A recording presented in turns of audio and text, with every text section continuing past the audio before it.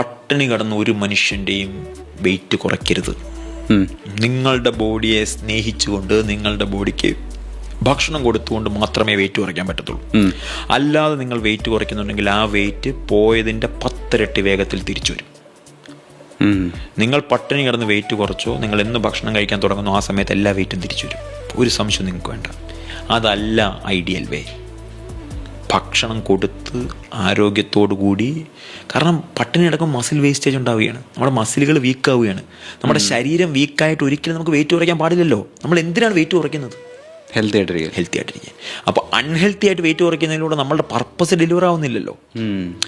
Healthy ആയിട്ട് wait കുറയ്ക്കുക എന്നുള്ളതാണ് ചെയ്യേണ്ടത്. അൺഹെൽത്തി വേയിലൂടെ വെയിറ്റ് കുറയ്ക്കുക എന്നുള്ളത് ആരും സജസ്റ്റ് ചെയ്യുന്നില്ല. ഇപ്പോൾ ആടുജീവിതത്തിൻ്റെ സമയത്ത് പൃഥ്വിരാജ് പറഞ്ഞല്ലോ, ഞാൻ ചെയ്ത് ആരും ചെയ്യരുത് എന്ന് ഞാൻ ആഗ്രഹിക്കുന്ന കാര്യമാണ്. അൺഹെൽത്തി ആയിട്ട് വെയിറ്റ് കുറയ്ക്കാൻ പാടില്ല, നോ ഡൗട്ട് ഇൻ ദാറ്റ്. ഭക്ഷണം കഴിച്ച് നിങ്ങൾക്ക് വെയിറ്റ് കുറയ്ക്കാം.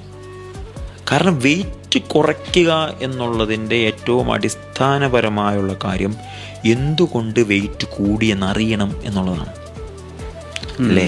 നമ്മുടെ നാട്ടിൽ 10 പേരുണ്ടെങ്കിൽ 10 പേരുടെയും വെയിറ്റ് ഗെയിൻ ചെയ്യുന്നത് 10 കാരണങ്ങൾ കൊണ്ടാണ്. ഒരാൾക്ക് ഭക്ഷണം കഴിച്ചിട്ടായിരിക്കും വെയിറ്റ് കൂടിയത്, ഒരാൾക്ക് ഫാറ്റി ലിവർ കൊണ്ടായിരിക്കും വെയിറ്റ് കൂടിയത്, ഒരാൾക്ക് തൈറോയിഡിൻ്റെ ഇഷ്യൂ കൊണ്ടായിരിക്കും വെയിറ്റ് കൂടിയത്, ഒരാൾക്ക് PCOD ആയതുകൊണ്ടായിരിക്കും വെയിറ്റ് കൂടിയത്. അങ്ങനെ വെയിറ്റ് കൂടാൻ യു ഹാവ് ഡിഫറെൻറ്റ് റീസൺസ്. ആ റീസൺസിനെ, ആ റൂട്ട് കോസിനെ കണ്ടുപിടിച്ച് കറക്റ്റ് ചെയ്യുക എന്നുള്ളതാണ് നമ്മുടെ ഡ്യൂട്ടി. അതുകൊണ്ടാണ് അതിനെ കറക്റ്റ് ചെയ്യുമ്പോൾ ഈ വെയിറ്റ് കുറയും.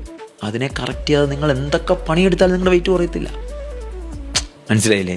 വൈറ്റമിൻ ഡി ഡെഫിഷ്യൻസി ഉള്ള ഒരാൾക്ക് മുടി പൊഴിയും, അയാൾക്ക് ജോയിൻറ്റ് പെയിൻ വരും, അയാൾക്ക് ആവശ്യമില്ലാത്ത സ്ട്രെസ്സ് വരും.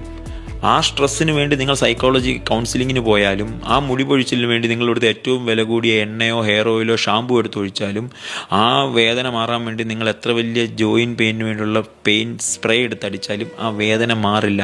എപ്പോൾ വരെ? വൈറ്റമിൻ ഡി സപ്ലിമെൻറ്റ്സ് എടുത്ത് വൈറ്റമിൻ ഡി നോർമലാക്കുന്നത് വരെ.